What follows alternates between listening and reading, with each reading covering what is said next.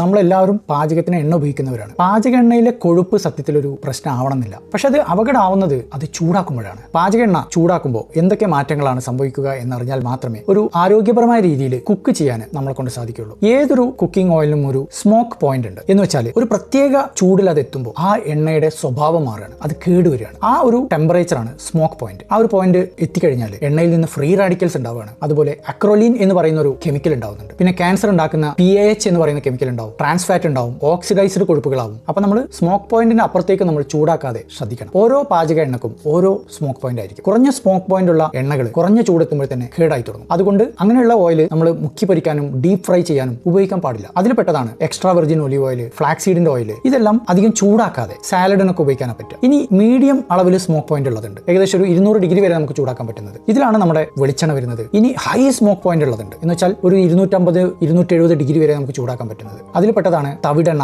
Avocado oil, കടലെണ്ണ, നെയ്യ്. അപ്പൊ ഇതൊക്കെ ഉപയോഗിച്ചിട്ട് നമുക്ക് ഫ്രൈ ചെയ്യാൻ പറ്റും. പലപ്പോഴും നമ്മൾ ഈ സ്മോക്ക് പോയിന്റ് എന്താണെന്ന് അറിയാതെ എല്ലാ ഓയിലും നന്നായിട്ട് പൊരിക്കാനും വറുക്കാനും ഉപയോഗിച്ചിട്ട് കെമിക്കലുകൾ പുറത്തേക്ക് വരുന്നു. ഇത് രക്തധമനികളെയും ഹൃദയത്തെയും കേടുവരുത്താണ്. രണ്ടാമത്തെ പ്രശ്നം, നമ്മൾ കുക്കിംഗ് ഓയിൽ വീണ്ടും വീണ്ടും ചൂടാക്കി ഉപയോഗിക്കും എന്നുള്ളതാണ്. ഒരു തവണ ചൂടാക്കുമ്പോൾ തന്നെ ഇതിൽ എണ്ണ കേടുവരുന്നുണ്ട്. അത് വീണ്ടും ചൂടാക്കുമ്പോൾ പിന്നെയും ഒരുപാട് കേടുവരികയാണ്. ഇത് കൂടുതലും ചെയ്യുന്നത് റെസ്റ്റോറന്റുകളാണ്. പ്രത്യേകിച്ച് സൗത്ത് ഇന്ത്യയിലെ വീടുകളിലും ഇത് പതിവാണ്. പറയപ്പെടുന്ന പല റെസ്റ്റോറന്റിലും 10-20 തവണ ചൂടാക്കി ഉപയോഗിക്കുന്നതാണ്. എണ്ണക്ക് നല്ല കറുപ്പ് നിറം വന്നിട്ടുണ്ടെങ്കിൽ, അതല്ലെങ്കിൽ കട്ടി കൂടിയിട്ടുണ്ടെങ്കിൽ, സ്മെല്ല് മാറിയിട്ടുണ്ടെങ്കിൽ, അതൊക്കെ ആ ഓയിൽ കേടുവന്നതിന്റെ അടയാളമാണ്. മൂന്നാമത്തത്, നമ്മൾ ഉപയോഗിക്കുന്ന എണ്ണയുടെ അളവ് കൂടുതലാണെന്നുള്ളതാണ്. നമ്മളെപ്പോഴും വിചാരിക്കുക 1-2 സ്പൂൺ അല്ലേ, വലിയ കുഴപ്പമുണ്ടാവില്ല എന്നാണ്. പക്ഷേ ഈ ഓരോ എണ്ണയിലും ഒരുപാട് കാലറീസ് ഉണ്ടാവും. കാലറി കൂടുന്നതിനനുസരിച്ച് ഹൃദ്രോഗ റിസ്ക് കൂടും, അമിതവണ്ണം കൂടും. വെളിച്ചെണ്ണയ്ക്ക് ലാവിഷായിട്ട് ഉപയോഗിക്കുന്ന ഒരുപാട് പേരുണ്ട്. അപ്പോൾ നമ്മൾ എത്രയാണ് ഉപയോഗിക്കേണ്ടത്? ഒരു 4 ആളുള്ള ഒരു ഫാമിലിയൊക്കെ ആണെങ്കിൽ ചോറും കറിയും പച്ചക്കറിയും തോരനും എല്ലാം കൂടെ ചേർത്തിട്ട് മാക്സിമം ഒരു 3-4 ടീസ്പൂൺ ഓയിൽ മാത്രമേ നമ്മൾ ഉപയോഗിക്കാൻ പാടുള്ളൂ. നാലാമത് എല്ലാവരും ചെയ്യുന്ന ഒരു മിസ്റ്റേക്ക്, എണ്ണ സൂക്ഷിക്കുന്ന മെത്തേഡിൽ വരുത്തുന്ന അബദ്ധങ്ങളാണ്. അധികം ആളുകളും പ്ലാസ്റ്റിക് ബോട്ടിൽ അല്ലെങ്കിൽ ഗ്ലാസ് ബോട്ടിൽ വെളിച്ചം കടക്കുന്ന രൂപത്തിൽ അടുപ്പിന്റെ അടുത്ത് ചൂട് കൊള്ളുന്ന അവസ്ഥയിലൊക്കെ വെക്കുക. അങ്ങനെ വരുമ്പോൾ എന്താ സംഭവിക്കാന്ന് വെച്ചാൽ ഈ ഓയിൽ പെട്ടെന്ന് കേടുവരും, അത് ഓക്സിഡൈസ്ഡ് ആവും. യഥാർത്ഥത്തിൽ നമ്മൾ